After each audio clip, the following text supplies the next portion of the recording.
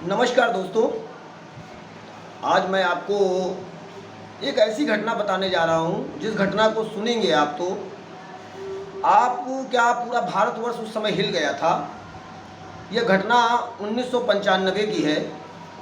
दिल्ली का Connaught place का जो एक एरिया होता है, कनॉट प्लेस का ही एक एरिया था। वहाँ का एक कांग्रेस का यूथ ब्रिगेड का नेता हुआ करते थे सुशील शर्मा और जो है नैना साहनी और मकतूल करीम, ये तीन लोगों के इर्द गिर्द कहानी घूमती है। इस कहानी को नैना साहनी हत्याकांड या तंदूर कांड के नाम से जाना जाता है। मैं आपको कहानी सुनाऊं उससे पहले मैं बता दूं कि सुशील शर्मा कांग्रेस का एक प्रदेश लेवल का यूथ का नेता हुआ करता था और पढ़ाई के पीरियड में उसकी दोस्ती नैना साहनी से हो गई। नैना साहनी का एक दोस्त था मकतूल करीम, वो भी उसका दोस्त हुआ करता था। नैना ने कॉमर्स से स्नातक किया हुआ था और सुशील शर्मा ने भी दिल्ली यूनिवर्सिटी से स्नातक में कॉमर्स किया हुआ था। उसने एयर होस्टेस की भी डिग्री ली हुई थी। धीरे धीरे इनकी दोस्ती होती है और दोस्ती प्यार में बदल जाती है। फिर ये दोनों लोग लिव इन रिलेशनशिप में एक साथ रहने लगते हैं, फिर शादी भी कर लेते हैं। लेकिन सुशील शर्मा इसको समाज में प्रकाशित नहीं करता है, जिसके लिए नैना साहनी और सुशील शर्मा में आए दिन कहा सुनी होती रहती है कि जो हम लोगों ने शादी विवाह किया है, उस शादी विवाह के मैटर को आप समाज के लोगों में क्यों नहीं उजागर करते हैं। वो एक रेस्टोरेंट चलाता है और रेस्टोरेंट चलाने की वजह से थोड़ा उसकी व्यस्तता ज़्यादा रहती है। आए दिन कहा सुनी हुआ करती थी। अच्छा, जब वो फ्री होती थी नैना साहनी तो अपने दोस्त मकतूल करीम से बात किया करती थी। जैसा कि मैं आपको बता दूं कि जो ये रेस्टोरेंट चलाता था उसको उस समय अशोका यात्री निवास या बगिया रेस्टोरेंट के नाम से जाना जाता था। एक दिन जब वह रेस्टोरेंट से घर आता है तो देखता क्या है कि उसकी पत्नी किसी से कॉल कर रही है।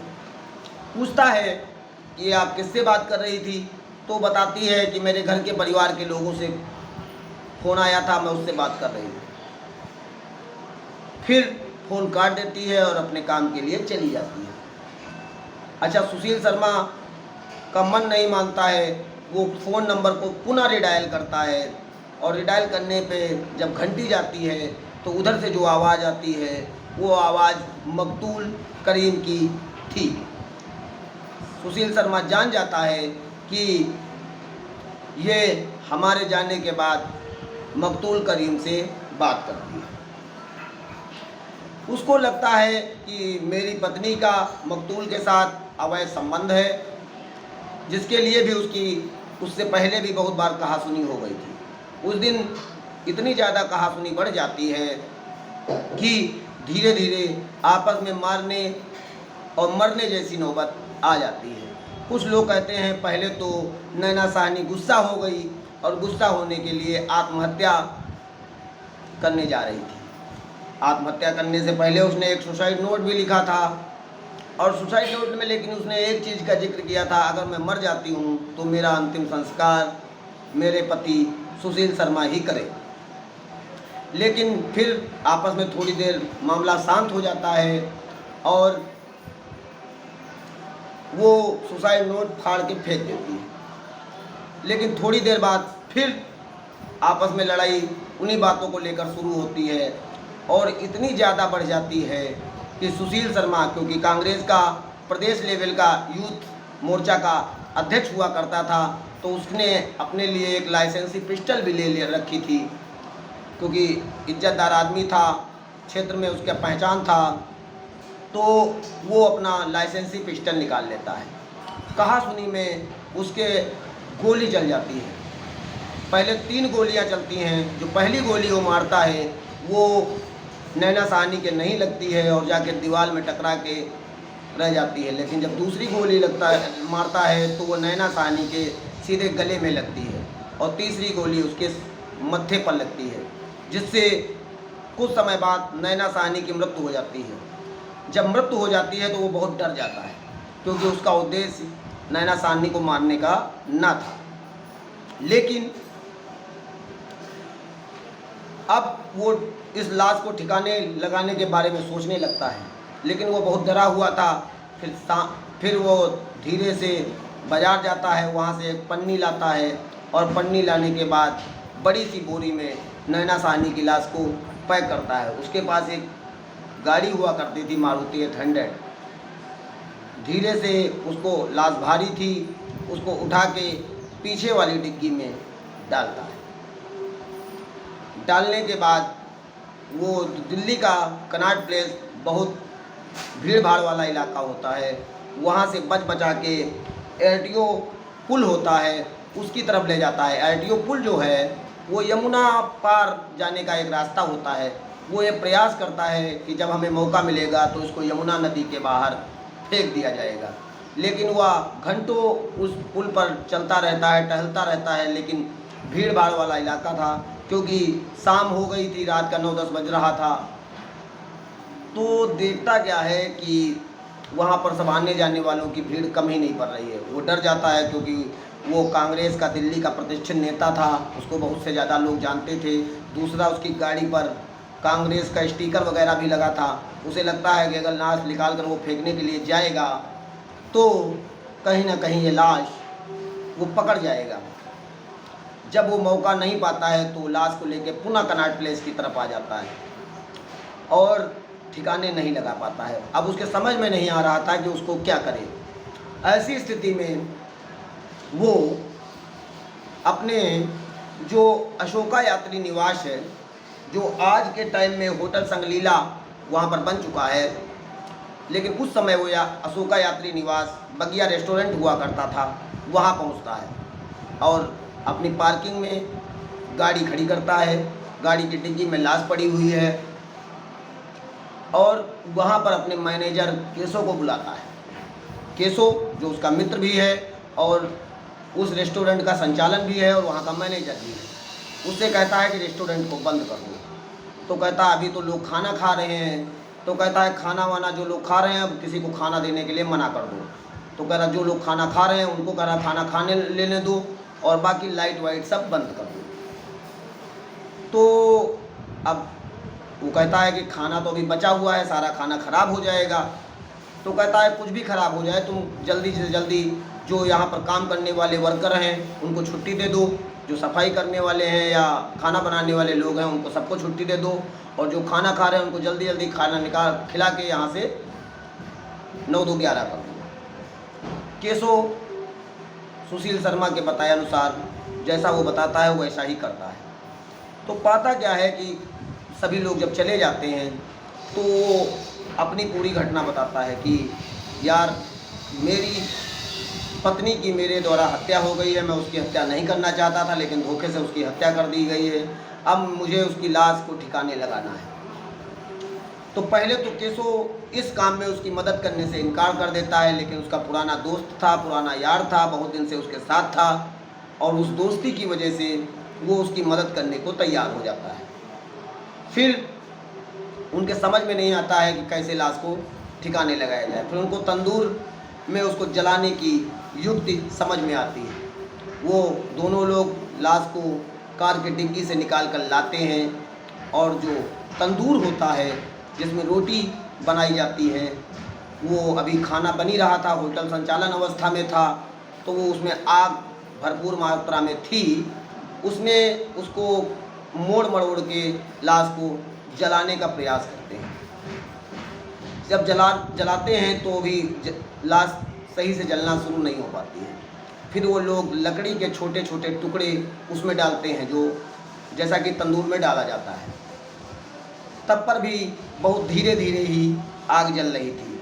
फिर वह, जैसा कि मैंने आपको बताया कि वो कांग्रेस का नेता हुआ करता था, नेता लोगों के पास पोस्टर, बैनर और बहुत सा सामान हुआ करता था जो प्रचार सामग्री चुनाव के टाइम काम आती थी, वहाँ पर बहुत सी प्रचार सामग्री रखी हुई थी, वो उसको मंगाता है और उसको डालता है, तो थोड़ी सी आग जलती है लेकिन सही से आग जल नहीं पाती है।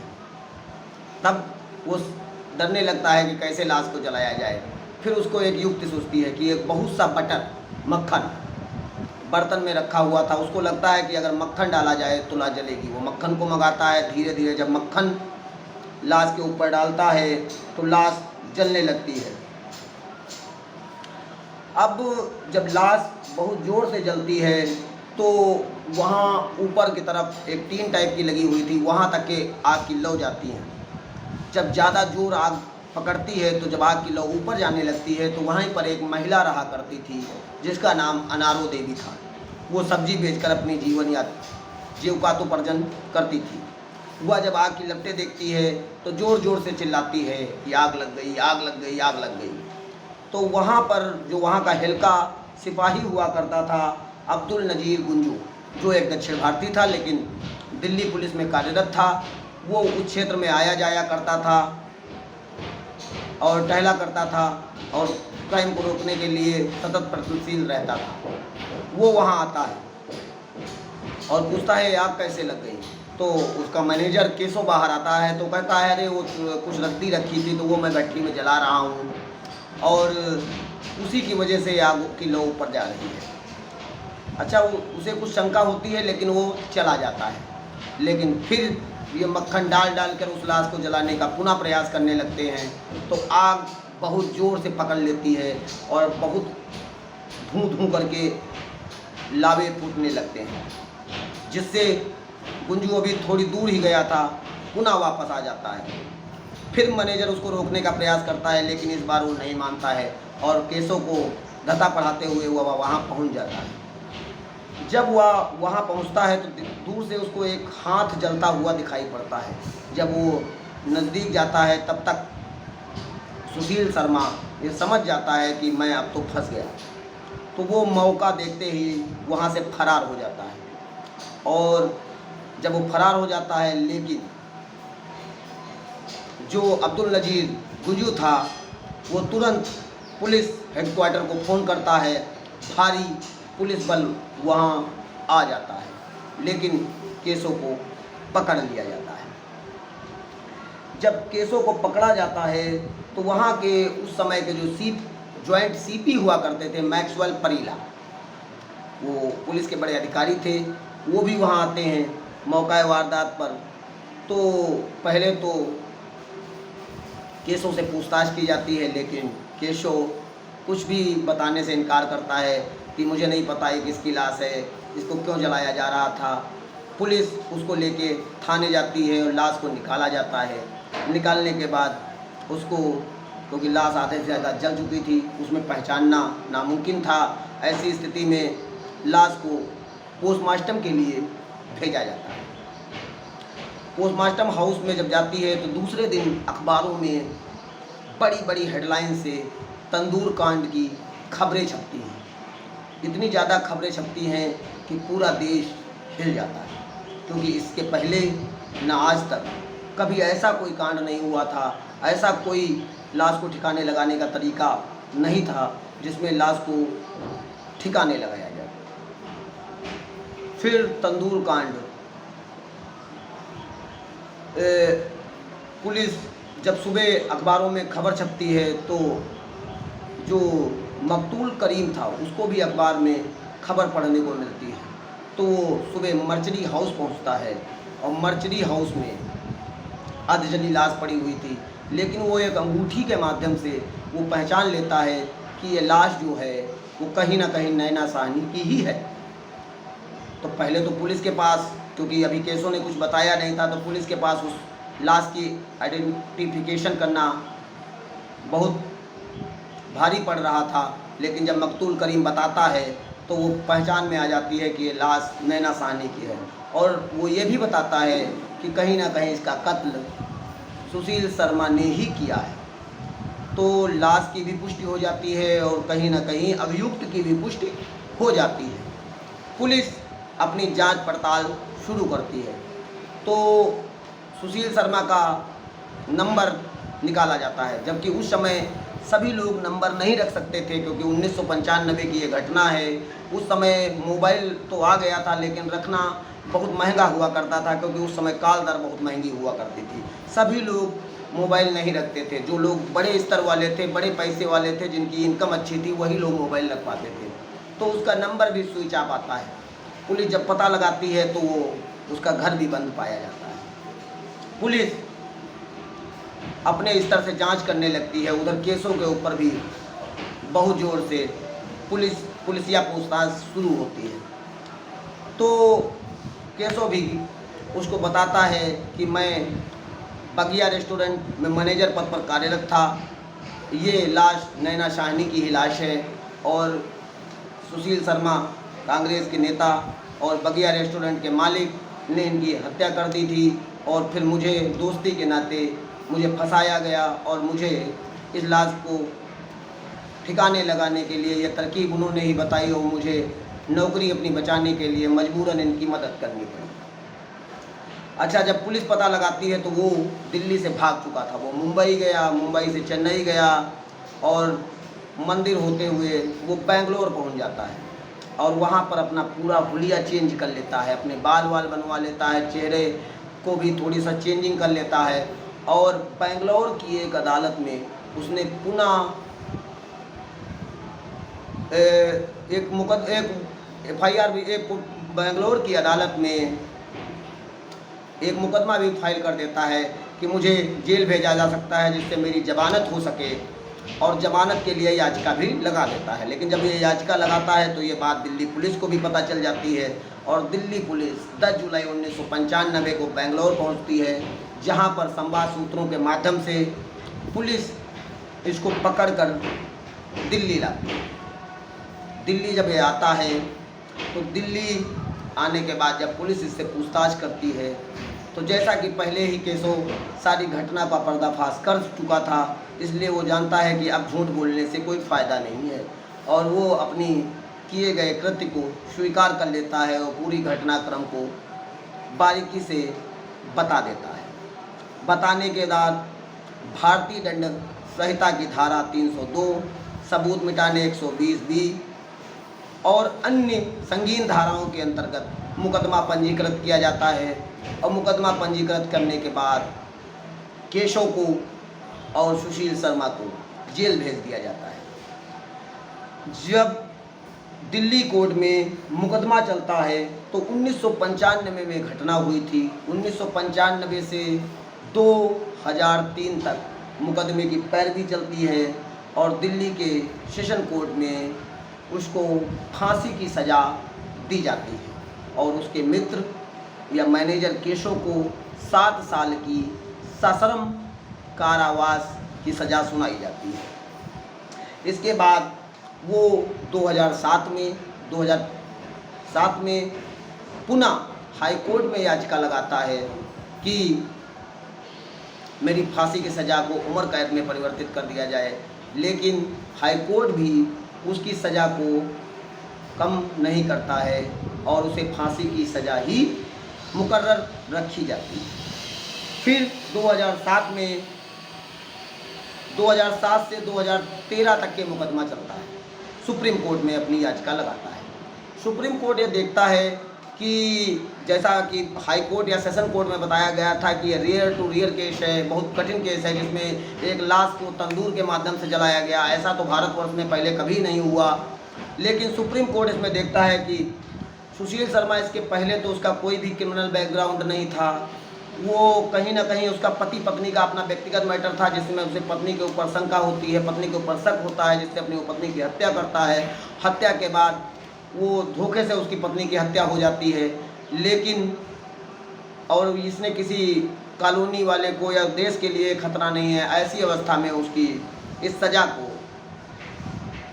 फांसी से चेंज करते हुए उम्र कैद में परिवर्तित कर दिया जाता है, और वो उम्र कैद की सज़ा काट रहा होता है।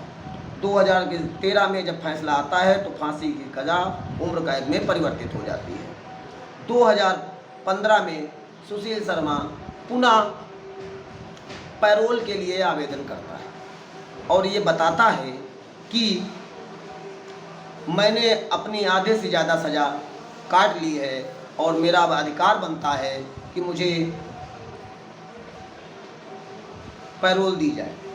तो ऐसी अवस्था में उसने 20 साल की सज़ा वो काट चुका था, क्योंकि 1995 में घटना हुई थी, 2015 की बात थी। तो और उसमें कुछ छुट्टियां भी इंक्लूड की जाती हैं, जोड़ी जाती हैं। तो उसने टोटल 24 साल की सज़ा वो काट हुआ था। ऐसा देखते हुए सुप्रीम कोर्ट के माध्यम से उसको पैरोल मुकर्रर कर दी जाती है, जिसमें वो बाहर आ जाता है। फिर एक शम्स ताहिर खां क्राइम रिपोर्टर हैं, बहुत ही अच्छे रिपोर्टर हैं, क्राइम की बहुत अच्छी जानकार हैं। वो बताते हैं जब वो बाहर आता है तो मैंने उनसे फ़ोन के माध्यम से संपर्क करने का प्रयास किया, क्योंकि मकतूल करीम मेरे मित्र हुआ करते थे, उनसे भी बात हुआ करती थी। तो वो बताते हैं कि मैंने जब उससे बात किया तो उसने मीडिया या कैमरे के आने से मना कर दिया। और वो कहता है क्योंकि मैं खुद उस घटना से बहुत अफसोस में हूँ और मैं अब एक अच्छी खासी ज़िंदगी जीना चाहता हूँ, मैं कैमरे के सामने नहीं आना चाहता हूँ, मैंने अपना नाम भी चेंज कर लिया है और अब मैं इस प्रकार किसी भी अगर आऊँगा तो लोग मुझे मोहल्ले में भी और समाज में रहना भी दुश्वार कर देंगे। अच्छा, वो अब किसी से मिलना नहीं चाहता, वो एक अच्छे से जीवन गुजार रहा है, उधर पैरोल पर वो बाहर है और एलजी उसकी सज़ा को देखते हुए अगर मोहर लगा देते हैं तो अब वो बाहर ही रहेगा। बाकी जो ये घटना हुई, यह घटना ने पूरे देश को, दिल्ली प्रदेश को पूरा झकझोर दिया था, क्योंकि ये एक ऐसी घटना थी जिसने कहीं ना कहीं सभी लोगों को हिला के रख दिया था। लाश को जलाने का एक ऐसा अनोखा तरीका तो न इससे पहले कभी हुआ, न आज तक हुआ है। ऐसी घटना कहीं ना कहीं देश और समाज को ऐसा झकझोरती हैं जिसमें व्यक्ति सोचने पर मजबूर हो जाता है। मेरा इस घटना को सुनाने का मकसद इतना था कि व्यक्ति पहले तो प्यार करता है, प्यार में रिश्तों को आगे बढ़ाता है। जब प्यार परवान चढ़ने लगता है तो धीरे धीरे या प्यार रिश्तों में ऐसी तकरार पैदा कर देता है। तो मेरा ये एक सलाह होती है कि अगर रिश्तों में मधुरता नहीं है तो आप लोग दूरी बना लें, लेकिन इस प्रकार के घटनाक्रम को कभी भी असली जामा न पहनाएं, जिससे आपको भारतीय दंड संहिताओं के तहत मुकदमा पंजीकृत हो, आपको जेल जाना पड़े, आपका परिवार, आपको समाज में रिपोर्टेशन डाउन हो जाए। तो यहाँ पर सभी लोगों को सतर्क रहने की आवश्यकता है, जागरूक रहने की आवश्यकता है और दूसरों को भी जागरूक रखने की आवश्यकता है। अतः अगर मेरे द्वारा तंदूर कांड की कहानी आपको अच्छी लगी हो तो प्लीज़ मेरे चैनल को लाइक करें, कमेंट करें, शेयर करें और सब्सक्राइब करें। धन्यवाद। जय हिंद, जय भारत।